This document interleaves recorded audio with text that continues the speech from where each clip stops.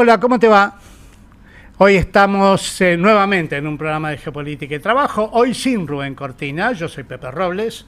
Rubén está en actividades internacionales como suele pasarle.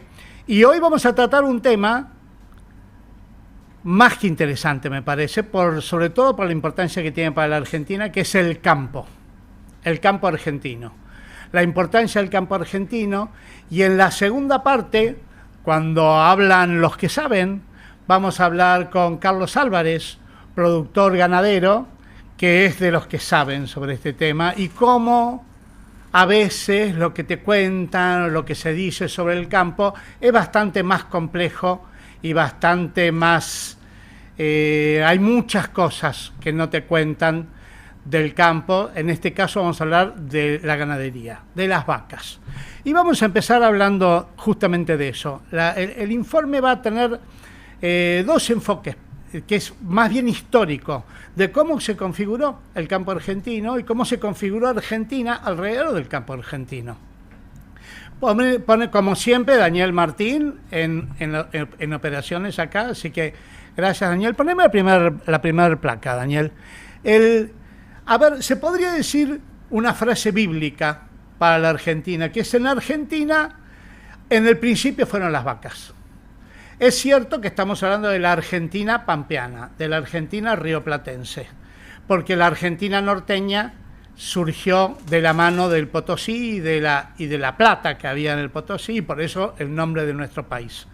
Pero la Argentina moderna, que es una Argentina litoraleña, rioplatense, con sede en la ciudad de Buenos Aires, en realidad surge con las vacas. Y las vacas, algo que solemos no tener muy presente y que suelen no contarnos mucho, las vacas en Argentina fueron inicialmente animales salvajes. Las vacas eran públicas, eran como liebres, como ñandúes, como tatucarretas. Eran salvajes porque, si bien las vacas no son americanas, las vacas son europeas, y son los españoles los que trajeron las vacas a América, las vacas que trajeron los españoles las trajeron principalmente a Paraguay. Eran 7 vacas y un toro. 7 vacas y un toro.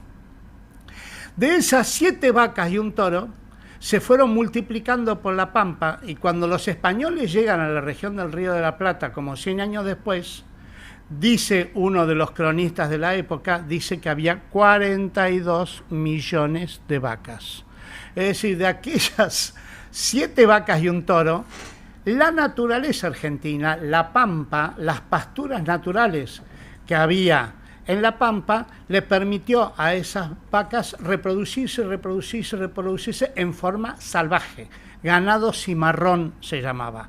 No eran de nadie, eran como los búhos, como las palomas, como las cigüeñas. Eran animales, era la fauna pampeana. No solo pampeana, chaqueña, uruguaya, hasta el sur de Brasil, toda esa enorme región lleno, millones y millones de vacas salvajes. Las vacas se cazaban.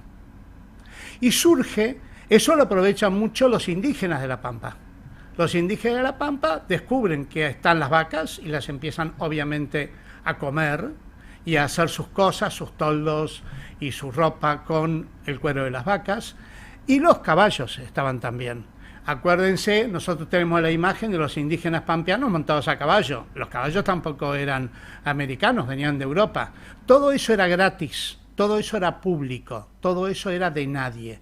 El que tomaba en caballo o el que cazaba una vaca se la quedaba y se la comía y hacía sus botas y hacía sus monturas y hacía sus riendas y su ropa y sus velas, todo se hacía con la vaca. Entonces, eso hace surgir en la zona pampeana y en Uruguay y en el sur de Brasil un trabajador muy especial, un trabajador sin patrón. No necesitaba patrón porque la vaca era gratis y se comía con la vaca y se vivía con la vaca, que fue el gaucho. En el sur de Brasil se le llama gaúcho, Ronaldinho Gaúcho, porque son los gauchos del sur de Brasil, de Uruguay, de la Pampa argentina. Esos trabajadores no necesitaban patrón porque la cacería de la vaca, que se llamaba vaquería, era gratuita. Y en un momento determinado, cerca de la independencia de Argentina, ahí en la imagen, si ustedes miran, van a ver un gaucho con una caña y en la punta de la caña una especie de hoz. Con esa hoz se le cortaba la pata a la vaca y la vaca se caía, y después el gaucho, o los gauchos que cazaban vacas, iban y recolectaban, carneaban y le sacaban el cuero y le sacaban lo que necesitaran de la vaca.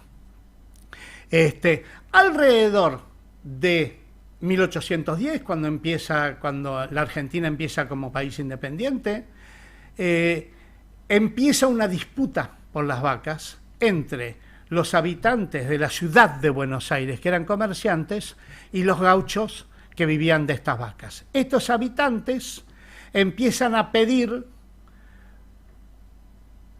lugares de caza propios y exclusivos, y les empezaron a llamar a esos lugares de caza estancias.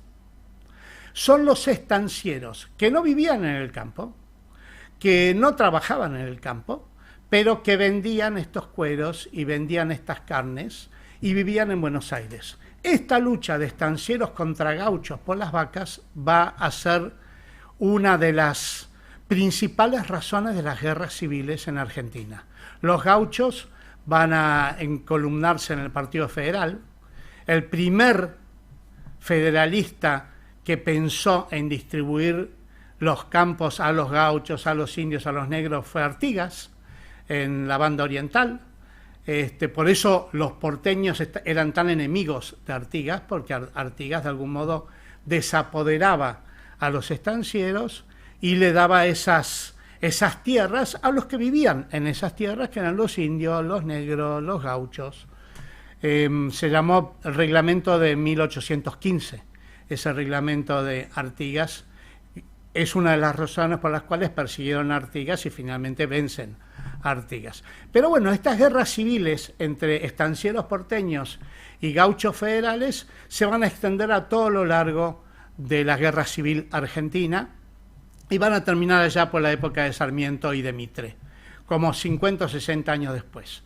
Y esto es muy importante, porque en la Argentina, a diferencia de lo que pasó en Estados Unidos, gana el estanciero, gana el latifundista.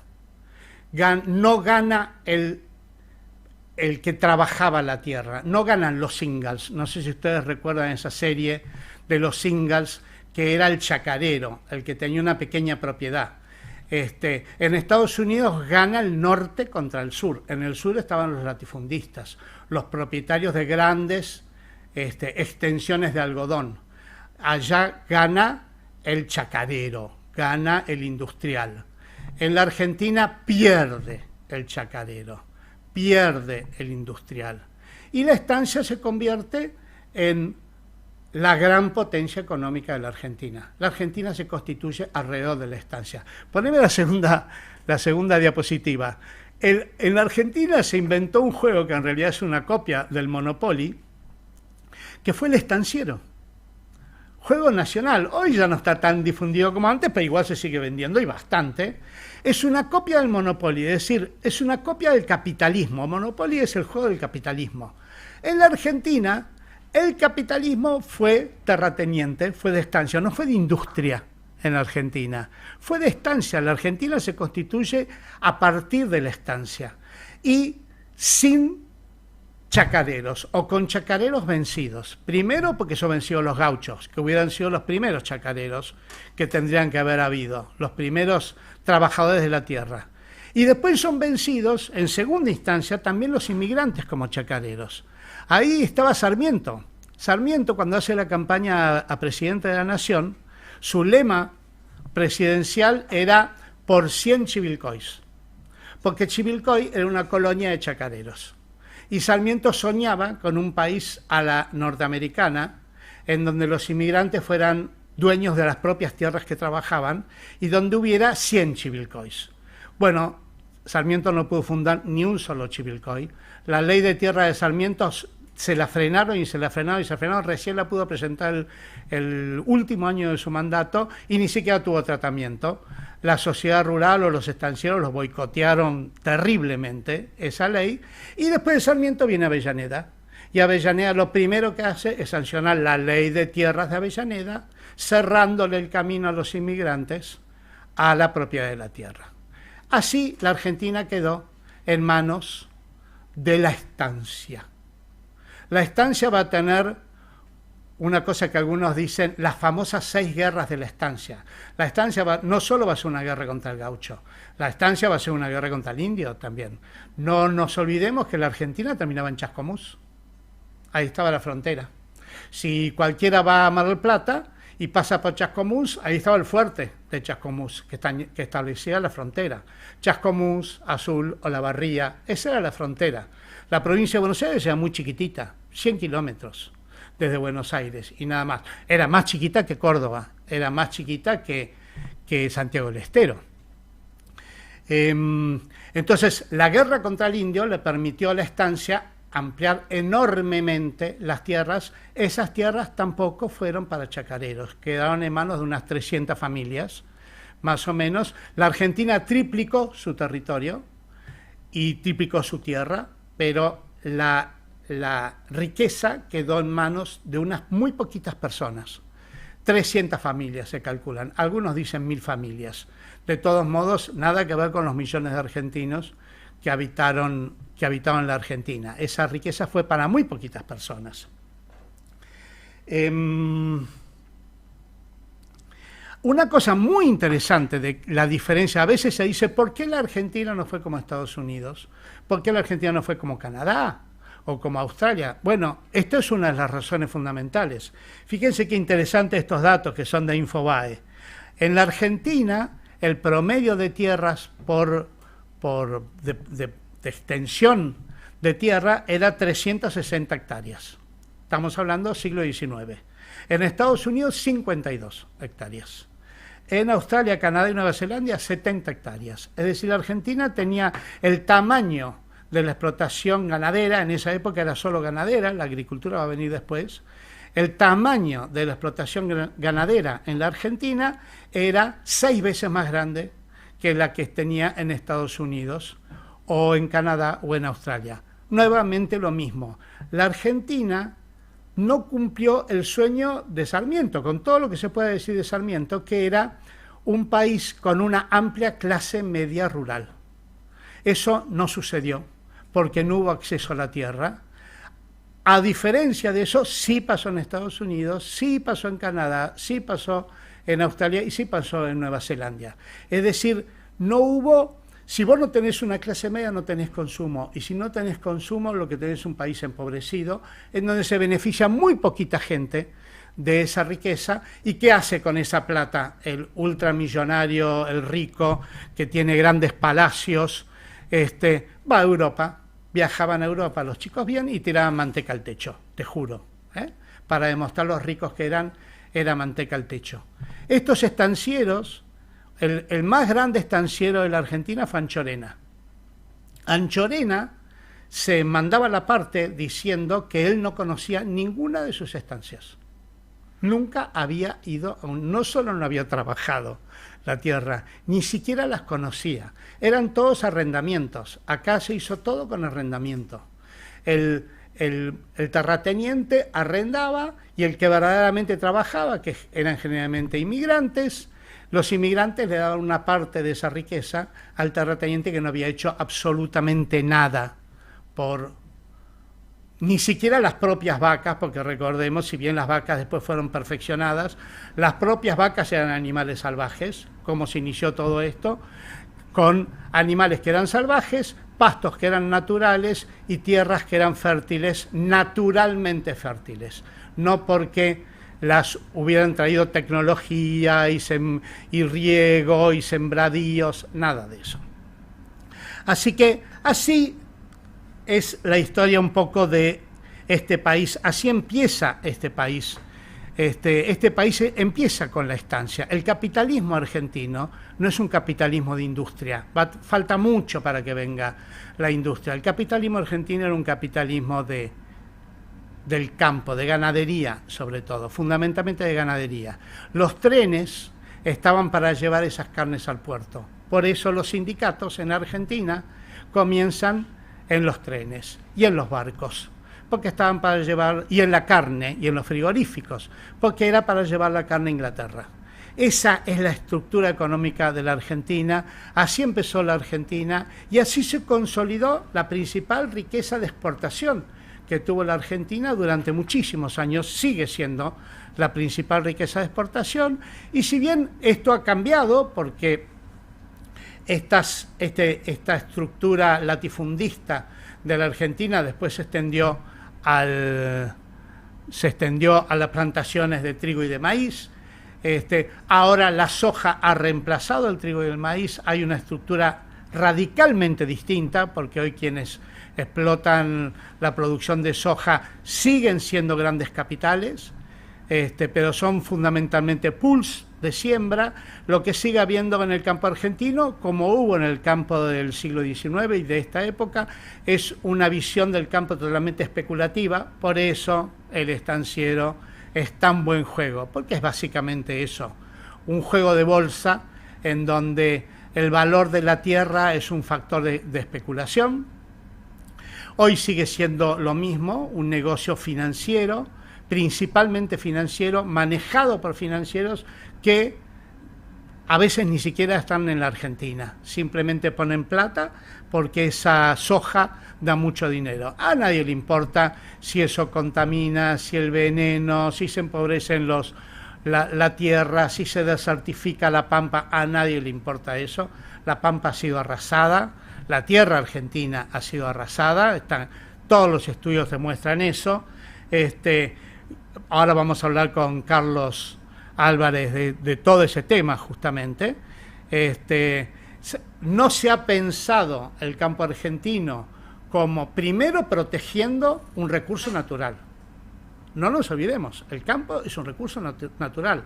La tierra, los pastos, el clima, los ríos, son recursos naturales. No los puso el Río de la Plata y el río Paraná, no lo puso un industrial que vino y dijo, acá vamos a poner un río. Ni el suelo lo puso un industrial que dijo, voy a inventar un suelo. Son recursos naturales. La tierra es un recurso completamente diferente a una industria, o a un ferrocarril, o a una ruta.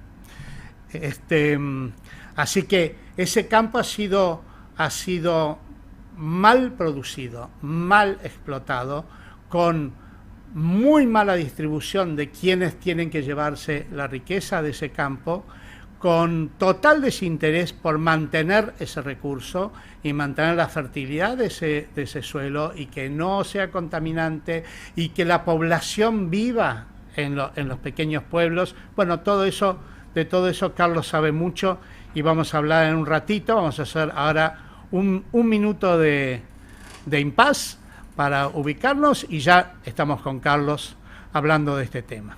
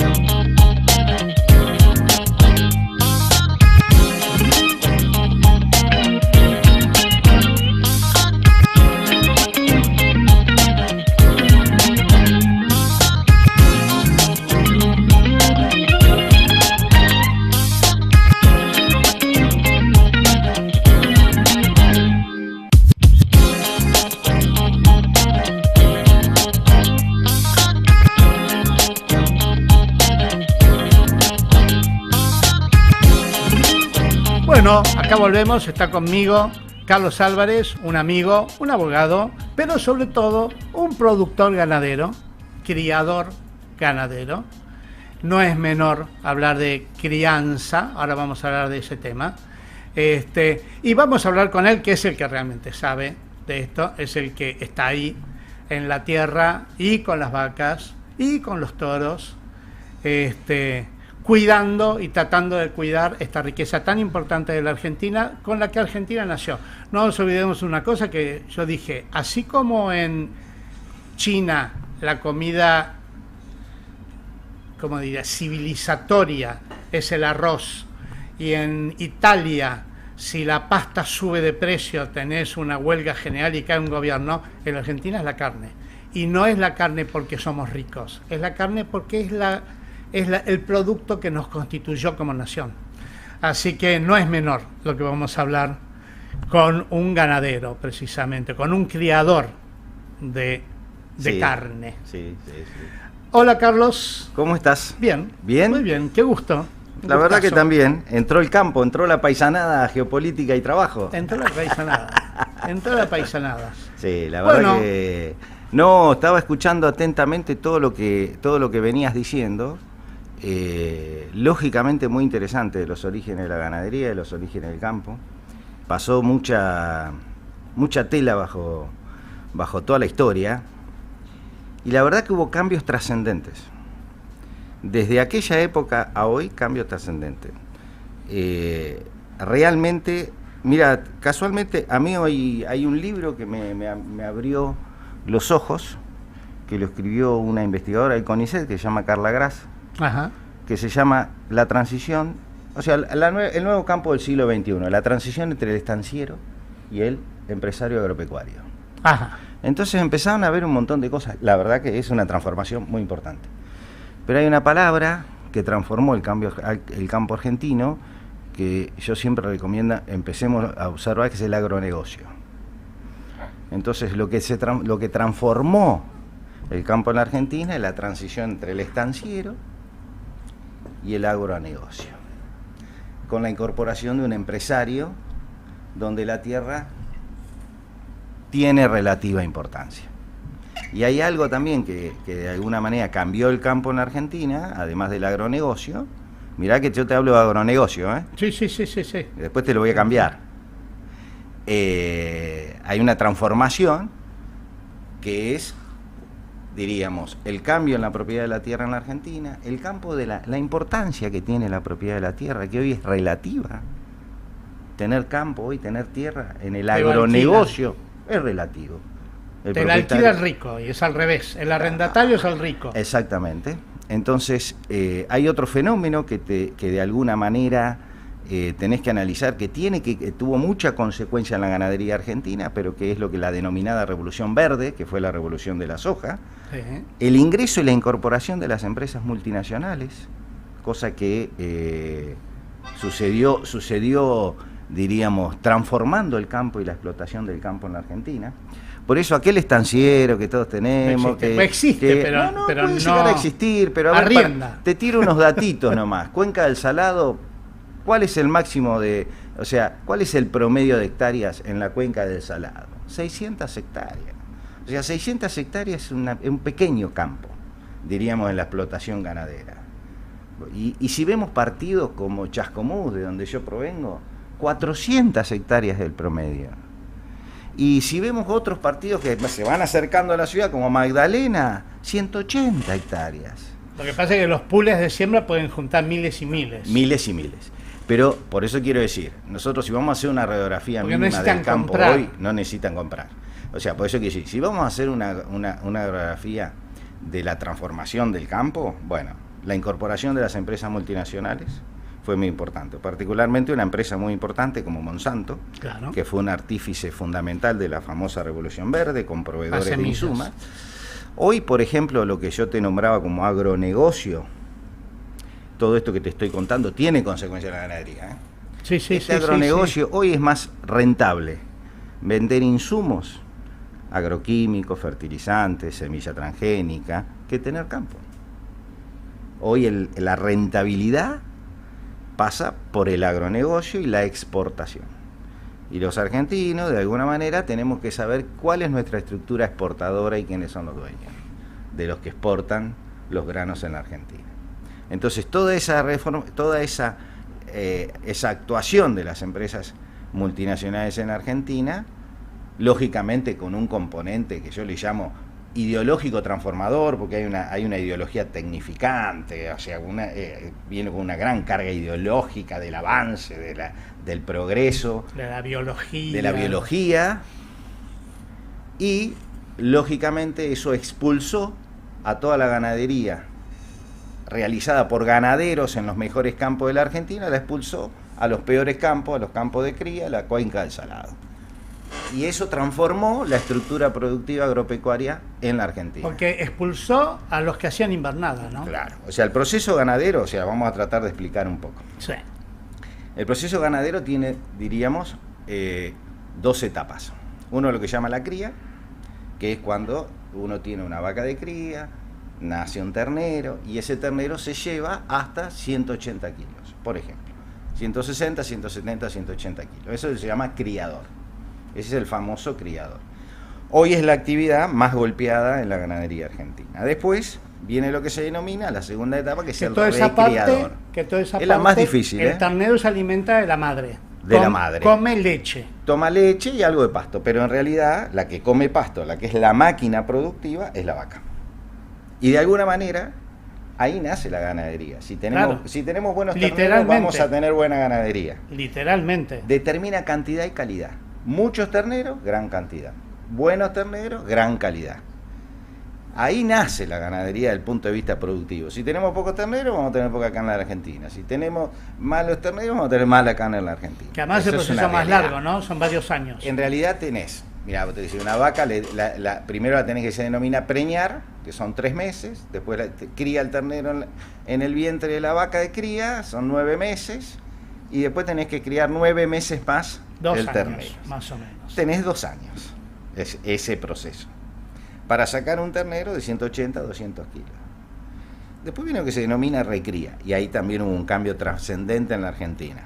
La recría, ¿dónde se hacía? Antes de la Revolución Verde. Bueno, teníamos grandes pastizales, campos que se denominan altos, con buenos pastos, con buenas, diríamos, pasturas, que si un productor le sembraba pastura, podía criar un ternero de 280 a 200 kilos hasta 500 kilos y lo exportaba. Era el famoso novillo de exportación.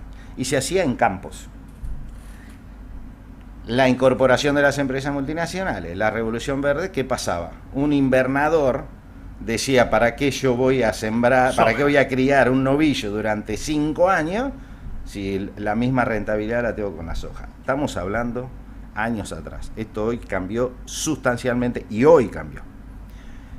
Entonces, de alguna manera, ese productor abandona la ganadería, queda la cría, diríamos, huérfana, porque ¿a quién se le venden esos terneros?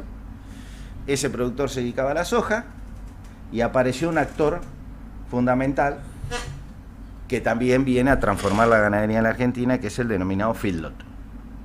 Entonces la recría... Feedlot, digamos, son corrales donde se engordan quietos. Exactamente. Tipo chancho. Exacto. El feedlot, ¿qué es? Se crea que se llama corral de engorde. Entonces ponemos a esos terneros de 180 kilos, los ponemos en un corral, 1 o 2 hectáreas, y a partir de ahí le damos granos. Se transformó la carne en la Argentina. Tipo chancho. Tipo chancho. ¿Y por qué digo se transformó? Ya es otra carne. Ya no es la carne pastoril. Si querés profundizamos un tema de los aminoácidos. La carne criada a pasto es más beneficiosa en términos de aminoácidos omega 6 y omega 12. Yo creo que cualquier argentino sabe eso. El gusto de la carne vieja, sí, y pero el gusto de la carne nueva. Tengo que darte una mala noticia. Al argentino le gusta la carne grasa, blanca y blanda.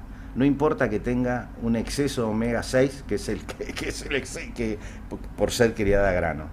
Y digo mala noticia porque al productor agropecuario, el feedlot, le vino a transformar. No sé si, a ver, yo obviamente no tengo, mi único conocimiento es que como asado, como toda Argentina. Muy bueno. Comer es comer carne, dijo uno. Claro, lo demás se complementa. Y ahí vos escuchás Y ahí lo escuchás porque, a ver, creo que ¿Y sí. qué escuchás? Creo que sabemos más de comer asado que de jugar al fútbol. Correcto. Porque, ¿Y? sobre todo porque jugar al fútbol hay una edad que no puedes jugar más. Correcto. Y comer asado, por suerte, podés prácticamente toda la vida. Toda la vida. ¿Y qué escuchás? Yo escucho, a ver, en los jóvenes cambió el gusto. Los jóvenes ya no saben lo que es pero los que no son tan jóvenes recuerdan perfectamente el gusto a la grasa, el gusto de carne. del asado. Bueno, eso es una realidad que tiene, o sea, las características de la carne de feedlot es una carne con grasa blanca, con un exceso de omega 6, que es un tipo de grasa saturada, y eso le da un gusto rancio por el exceso de ácido. Una carne acidificada, en definitiva, le da un gusto que vulgarmente en los asados tiene gusto a chancho. Es el gusto de esa carne acidificada. Porque son alimentados igual que exactamente. Los chanchos. En cambio, la carne a pasto, la grasa es más amarilla, producto de la alimentación, diríamos, en base a una comida, diríamos, mucho más sana. Más natural. Tiene un equilibrio entre omega 3 y omega 6, una carne que esto lo que yo digo está documentado por la Sociedad Argentina, la Sociedad Cardiológica Argentina, que la carne a pasto es una carne que no produce colesterol maligno, diríamos, esas famosas grasas producto del omega 6. Entonces, de alguna manera, hace al mercado. Por eso ese concepto de agronegocio que yo te decía, quienes están de alguna manera en la transformación, en calidad de los productos alimentarios, ya no la llaman la cadena del agronegocio, la llaman la cadena agroalimentaria. ¿Por qué? Porque siempre tenemos que pensar en el consumidor. Entonces, no es lo mismo hablar de la cadena de agronegocios, que hoy oficialmente es lo que está imperando, que hablar de la cadena agroalimentaria. ¿Por qué? Porque entra el consumidor a jugar a todo esto. Lo que comes. Ahora, me gustaría decirte algo. La ganadería en la Argentina, la verdad, tenemos que entender que hay un número de hacienda que se llama stock ganadero. Sí. El stock ganadero está enclavado hace 20 años en 52 millones de cabezas. La cantidad de vacas. La cantidad de vacas. No crece. Viste que yo di un dato que lo encontré porque yo tengo unos libros sobre historia. Yo empiezo las luchas laborales en Argentina, las empiezo antes que los sindicatos. Empiezo con los gauchos cuando luchan por las vacas. Félix Azara, que fue un cronista muy importante, estima la cantidad de vacas en la Argentina en el siglo XVIII en 42 millones. 42 Está bien, eran otras vacas, pero 42 millones. Sí. Y ahora estamos 52. En lo mismo. Perdón, con la última sequía perdimos 1,5 millones de hacienda. Producto del factor climático. Siglos. O sea, tenemos un 51 millones de cabezas. No crecemos en ese aspecto. O sea, para que nos demos una idea, nuestro vecino, que es Brasil, quintuplicó el rodeo. Entonces, y aquellas 42 millones se reprodujeron solitas. Inicialmente se reprodujeron solas. Sí. Después lógicamente mejoraron, claro, obviamente. También, bueno. No son las mismas vacas. No. Hoy el nivel genético que tiene la Argentina, a nivel de vacas, es, te diría, prácticamente el mejor del mundo. O sea, nosotros tenemos un nivel de genético de hacienda en la Argentina, por eso el productor agropecuario es increíble, ante toda la adversidad, ante toda la falta de rentabilidad. Sigue teniendo una altísima calidad. Impresionante. Ahora, acá tenemos que hacer una línea muy marcada. Ya en el año 2015 hablábamos con Rubén Cortina y yo le escribo un artículo que se llama La tranquera. Porque en el campo todos tienen que saber que hay una línea divisoria. Una cosa es tranquera adentro y otra cosa es tranquera afuera. Entonces hay que distinguir. Tranquera adentro es el productor. Ese, diríamos. Qué bien. Claro, porque ese es el productor agropecuario, el que vive en el campo, el que está pero produce, que se levanta a la mañana, que está todo el día preguntando en el campo. Pues si querés hablamos sociológicamente del componente, porque hay distintos factores de productor agropecuario. Bueno, ese productor agropecuario, con 52 cabezas de animales, fue reduciéndose. Hay menos productores agropecuarios, tranquera adentro. Pero ese es el productor agropecuario que yo, desde mi punto de vista de un país, digo, yo tengo que defender a este productor, porque es el que produce. Claro. Tranquera afuera. Y en ese sentido no hay mucha diferencia con Artigas, porque No. a ver, es poblacional. Bueno, vos lo Totalmente. decís, es poblacional, es decir, Totalmente. el que puebla, el que Exactamente. trabaja. Obviamente que ese productor agropecuario que es propietario de 200, 300, 400 hectáreas también tiene empleados. Totalmente. Obvio. Bueno, es decir, a eso yo, trabajan si todos querés, ellos. hablamos un poco sobre el trabajo en el campo, que ya que hablamos de geopolítica y trabajo, podemos hablar de trabajo en el campo. Pero esta tranquera te marca la existencia de un ¿Y productor se usa esa agropecuario. expresión tranquera adentro? ¿Se Totalmente. usa? ¿O es tuya? Es mía, pero se está imponiendo. Y la verdad te lo digo, ya hablo con muchos productores agropecuarios donde ya hablan del tranquera adentro. El otro día veía un programa en un canal de televisión, decía, tranqueras abiertas, decía. Y yo decía, bueno, no sé si estoy tan con esa expresión, pero por lo menos ponemos la tranquera, digo. La tranquera divide para afuera todos los que comercializan Sí, claro. lo que produce el campo, donde podemos hablar de las cadenas, y ahí podemos hablar desde en materia agropecuaria, feedlot, frigoríficos, supermercados y exportadores. Y en la cadena de grano tenemos que hablar de grandes semilleros, comercializadores y empresas multinacionales en su mayoría que exportan granos. Eso es el agronegocio, que no tiene nada que ver en términos de intereses y objetivos con el tranquera adentro. Entonces, nosotros tenemos, de alguna manera, en el tranquera adentro tenemos pequeñas propiedades, capital nacional, capital distribuido. De alguna manera, tenemos una, vamos a decir ¿Cuántos concretamente. productores tranquera adentro habrá en Bueno, Argentina? te quiero dar las cifras, las tengo. ¿Por qué las tengo? Porque esto es un embudo. Tenemos una gran mayoría de productores agropecuarios de origen nacional, diríamos el 99%. Sí, porque viven ahí. Viven o sociológicamente el campo también ha tenido bastantes ribetes. Ha habido un éxodo del campo. Sí. Entonces los hijos de los dueños del campo son profesionales, comerciantes y siguen teniendo el campo, pero no viven en el campo. Esa gente le incorpora un gran gerenciamiento, una gran dinámica al campo, pero no viven. Es su actividad secundaria. Yo siempre digo, ustedes vayan por un pueblo del interior de la provincia de Buenos Aires y van a ver, el dueño de la óptica tiene campo. El dueño de la venta de ropa tiene campo. Justo está el contador que también tiene el estudio, tiene campo. Entonces, los profesionales, gente comerciante, todos van a tener de alguna manera alguna relación con el campo que también son parte del campo, en forma secundaria, pero son parte del campo. Los que viven realmente y viven del campo son una minoría, totalmente. Claro. Los que viven en el campo y del campo hoy deben ser el 20%. Ahora, si nosotros miramos... ¿De qué número estamos hablando? Muy bien, ganadería, por ejemplo. Sí.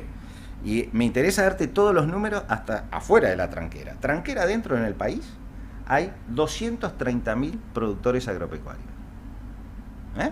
O sea, Un número. un número. Estamos Porque son hablando 230.000 establecimientos. establecimientos Claro. agropecuarios. Entonces, ahí está la mayoría. Y esa mayoría no deja de ser nacional. Es una mayoría nacional. Sí, sí. O vos me decís, no, pero son las mayorías nacionales empobrecidas. No. No. ¿Son enriquecidas? Tampoco. La verdad, no hay gran concentración de capital. Estamos hablando en la cuenca del Salado 600 hectáreas. Y vamos a hablar Córdoba, vamos a hablar Rosario, estamos en ese número. Ahora, en materia de ganadería, que a lo mejor vos hiciste la introducción, 230.000 productores agropecuarios. La mayoría criadores, que terminan y se van haciendo un embudo. Entonces, esa producción avanza en ese corral que hablábamos, que eran los feedlot. ¿Cuántos feedlot hay en el país habilitados? Entonces, nosotros 230.000, tendría que haber un montón. Claro. 1.150. Fíjate cómo se achica el embudo. Ya tenemos 1.150 propietarios de feedlot. O sea, no tenemos 230.000 productores. Tenemos 1.000 feedlot que le venden a frigoríficos. ¿Cuántos frigoríficos? Que lo único que hacen es darle grano. Grano. Es un corral Compra. y yo te doy, le pones un balde a las vacas y... En 10 hectáreas es una gran inversión, porque darle grano hay una gran inversión inicial. Después esa inversión se va transformando. ¿Por qué? Porque entra y sale y es muy dinámico, y es un embudo, donde los frigoríficos prefieren comprarla al feedlot. ¿Por qué? Porque no van a ir a golpear cada tranquera, abrirla, che, tenés novillo, che, claro, tenés ternera, llaman al feedlot y el feedlot, ¿cuánto necesitas? Y mañana faeno 200 animales, allá van los 200 animales. Entonces, de alguna manera, se va achicando el embudo dentro del tranquera afuera, ya no son tantos. ¿Y cuántos frigoríficos tenemos, diríamos, en el país? El feedlot le vende al frigorífico. El feedlot le vende todo al frigorífico. ¿Cuántos frigoríficos tenemos en el país? Bueno, miré, 230.000 productores y tenemos habilitados 350 frigoríficos. Tampoco son tantos. Y ahí tenemos otra categoría, que es los frigoríficos del mercado interno y los frigoríficos que exportan. Y cuando vemos cuántos exportan, vemos que en el país exportan, o sea, de los 350 frigoríficos, solamente 65 exportan. Mirá. Es una minoría de la minoría. Y de esos 65, también está bastante centralizado. ¿Cuántos exportan? En total, 25 frigoríficos. Pero hay un grupo, se llama el Consorcio ABC, que exporta el 60% de la exportación de Argentina. Claro, porque ese es el tema. No solamente la cantidad, sino que por eso se caracteriza tan fácil. Totalmente. Me gustaría leerte primero cuáles son los frigoríficos que más faenaron en el país. Primero, Swift. Ajá. Es el primer frigorífico exportador, faenador del país. ¿Norteamericano? Norteamericano. No, te va a costar. No se sabe. Pero aunque no sea, hoy le mandé un mensaje a Rubén Cortina, porque él algo tiene que ver, que es el segundo faenador de la Argentina, es Coto. Increíblemente. Porque Swift es exportador, pero Coto vende al mercado interno. Coto se llamaba Carnicerías Integradas. Claro. Ahora, después que te cuente te voy a contar el nuevo fenómeno en la ganadería, que es lo integrado, y que tiene mucho que ver con el mercado nuestro. Después frigorífico Gorina exportó en tercer lugar, que es nacional, está en Gorina, la localidad de La Plata. Quidfood en cuarto lugar. Marfrig es el principal accionista, que es brasilero. Marfrig actualmente lo acaba de comprar una empresa que se llama Minerva Food, que es una empresa multinacional de carnes. En la Argentina faenan... ¿Quién compra? ¿Cómo quién lo compra? Marfrig. ¿Qué país compra carne argentina? Principalmente China, segundo Israel. Es decir, China... que estas compañías que son extranjeras, de nacionalidad europea o norteamericana, imagino por sus nombres, sí, exportan a China. Exportan a China una categoría de animal que es lo que se denomina vaca conserva. ¿Qué es la vaca conserva? Es la vaca vieja, que ya no sirve para crear un ternero. Agarramos, la hacemos para carne cocida y se envía a China. El 75% de las exportaciones de carne en la Argentina son a China. Entonces, ahí tenemos la realidad. Carne de baja calidad, entonces. En realidad, China es un embudo que compra todo. Lo que pasa es que hay una demanda de lo que nosotros consumimos acá, que es el novillo. Y te voy a hacer un análisis así muy simple. Siempre tenemos acá, yo le llamo coincidentes, para no decirlo de otra manera, pero tenemos en el sector agropecuario gente que defiende a los frigoríficos de exportadores y gente que defiende el consumo. Hay los de mayor renombre, como lo digo porque no pasa nada, como Víctor Tonelli, es un coincidente de lo expresado siempre por los frigoríficos exportadores. No sé si fui elegante. Es un coincidente, siempre. Lo que piensa un frigorífico exportador coincide siempre con él. Muy bien. Ahora, ¿cuál es la competencia de un frigorífico exportador? El consumo interno. Entonces, ahí va otra categoría de animal que es el novillo. Vos y yo comemos novillos o novillitos, animales livianos, todos comemos eso. Si el novillo aumenta la vaca. Aumenta el precio. El precio de la vaca, y por eso se exporta la vaca, y el precio que los frigoríficos tienen que comprar es más alto. Entonces, ¿Conviene que el novillo en la Argentina aumente? No, para los frigoríficos exportadores. ¿Conviene que los argentinos consuman mucha carne para los frigoríficos exportadores? No, porque si hay mucha demanda de novillos, el precio aumenta. Y si aumenta el precio, aumenta para el exportador. O casualmente el consumo en la Argentina bajó de un histórico de 57 kilos, que fue bajando hace años, pero el histórico en los últimos 5 años era de 52 kilos por argentino. Ahora la última cifra que tenemos en la Argentina, 44 kilos. Y uno no ve ningún esfuerzo del gobierno porque aumente el consumo del argentino, de los argentinos de carne. Es el consumo más bajo de los últimos 30 años. Y no por casualidad no se estimula que los argentinos consuman carne. Favorece la exportación. Favorece el precio bajo. Te voy a dar otro elemento. Tuve una discusión con el presidente del Instituto de Promoción de Carne Vacuna. Hay un instituto creado por ley que se promociona la carne vacuna. Funciona muy bien, están las entidades, Sociedad Rural, Federación Agraria, Coninagro, Carvap y Confederación Rural Argentina están en el directorio. El 60% del presupuesto del Instituto de Promoción de Carne Vacuna va a las ferias internacionales para exportar carne. Entonces, realmente acá está todo direccionado en la política del agronegocio. Entonces, vos necesitas un precio bajo interno y un precio alto externo para obtenerlo. ¿Y quiénes ganan? Esa es la diferencia. ¿Quiénes ganan? Los 25 frigoríficos exportadores son los que sacan la mayor rentabilidad.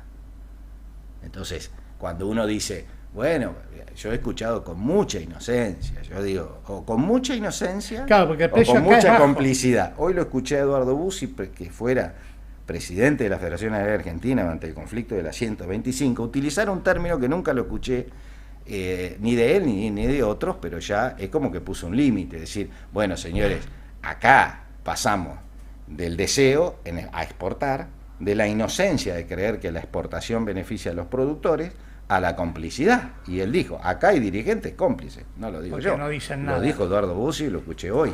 O sea, evidentemente, acá hay una política que se quiere seguir de exportación, que al tranquer adentro lo empobrece.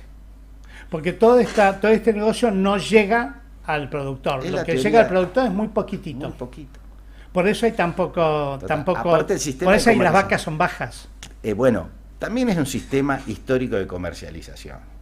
O sea, el mercado agroganadero de Cañuelas, donde se hizo todo un mercado nuevo, muy bien, muy tecnológicamente, muy hábil para la venta, muy fluido todo. El mercado es un sistema de tomar precios. ¿Qué quiere decir? El productor agropecuario lleva su hacienda al mercado y es tomador de precios. ¿Qué quiere decir? Levantan la mano y le dice, a vos te lo pago tanto. No importa el costo. Mira, nosotros sacamos acá lo que se llama el índice del ternero, el índice del costo del ternero. Entonces nosotros hoy vas a ver el índice del ternero en 3.200 pesos el costo. Y hoy no vas a encontrar un ternero a más de 3.000 pesos. O sea, el productor agropecuario ganadero está vendiendo por debajo de los costos, por ese sistema de tomador de precios. Yo siempre digo, hasta un kiosquero en este país recibe el caramelo a 1 peso y lo vende a 1,20. Calcula sus costos, y lo vende a 1,20. El productor agropecuario argentino ganadero le sale producir hoy un ternero 3.200 pesos al mes, estamos hablando del mes de noviembre o de diciembre no salió, al mes de noviembre 3.200 pesos y vende su producto a 3.000. Quiere decir que va a continuar este proceso que está pasando de venta de campos. ¿Y quién los compra? Vos lo vendés y... En realidad, ahí estoy yo diciéndote que quería explicarte en el sistema cuál es diríamos, lo que tiene que ver el argentino. ¿Hacia dónde va direccionado este negocio? Este negocio va a lo que se llama los frigoríficos integrados o los comercios integrados. Entonces vamos a ver, ya los hay. Vamos a ir cerrando, así, cerrar con el mensaje final. Perfecto. Este es el problema que tenemos en la ganadería argentina y también en la producción agropecuaria. Si querés un día hablamos de la exportación de granos. El problema que tenemos es que cada día tenemos más concentración. Cada vez el negocio está concentrado en menos manos y cada vez se derrama menos la rentabilidad. Entonces hoy tenemos frigoríficos que tienen campo, feedlot, frigorífico y supermercado. Claro. Y no por casualidad Coto es el que más faena en el país, porque es uno de los que tienen ese sistema de producción. Y otro sistema puede ser Cresú, que tiene el mismo sistema.